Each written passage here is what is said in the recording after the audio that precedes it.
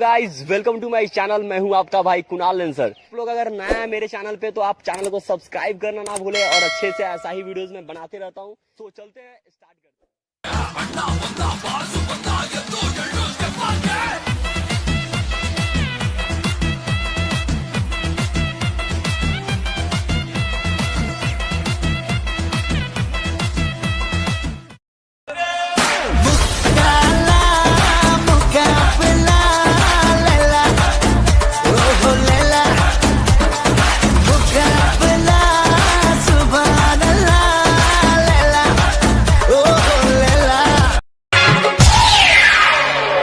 बनल बा बॉडी खेला कबड्डी राजा नहीं चाहिए गड्डी।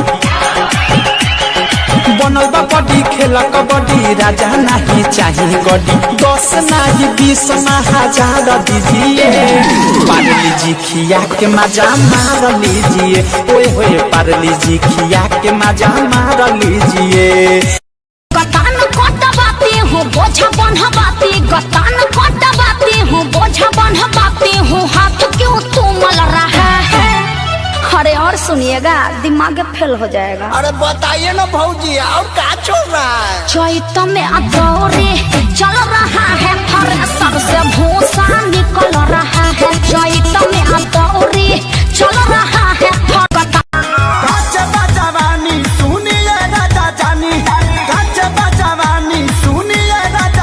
हमसे कुछ दिन दूरी औरी रही ना मानव का ना है हमारो हमारी लोग साहे ना है हमारो हमारी लोग साहे ना।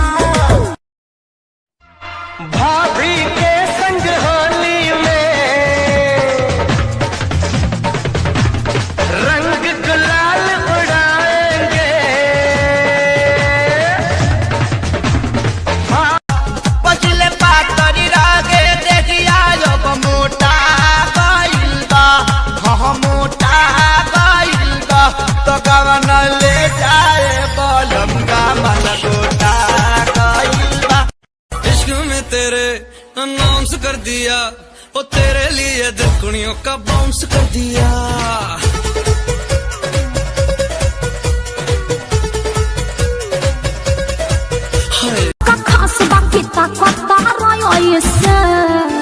तोहर गाल लागे गेंदा के फूल जैसे, फूल जैसे है गोरी फूल जैसे। तोहर गाल लागे गेंदा के फूल जैसे, फूल जैसे है गोरी फूल जैसे।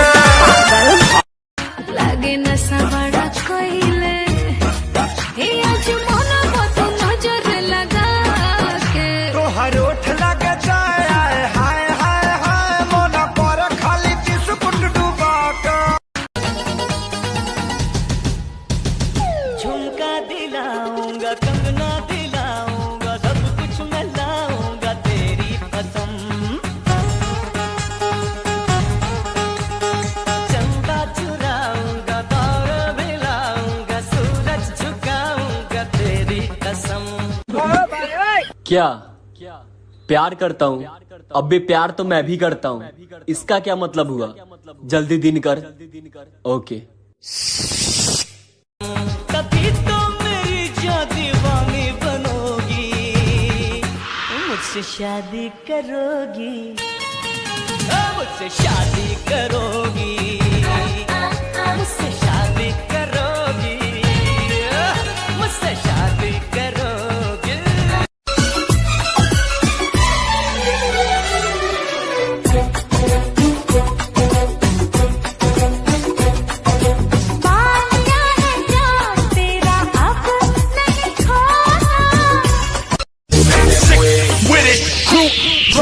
गोरे गोरे मुखड़े पे काला काला चश्मा,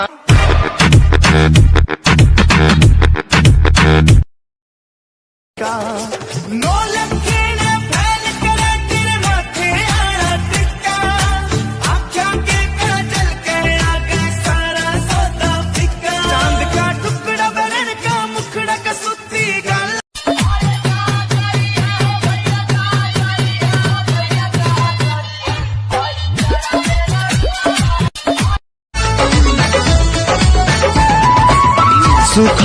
नाश्ता पिया दो तनी रस, न तो जाम हो जाई, न तो जाम हो जाई। ए राजा चला ना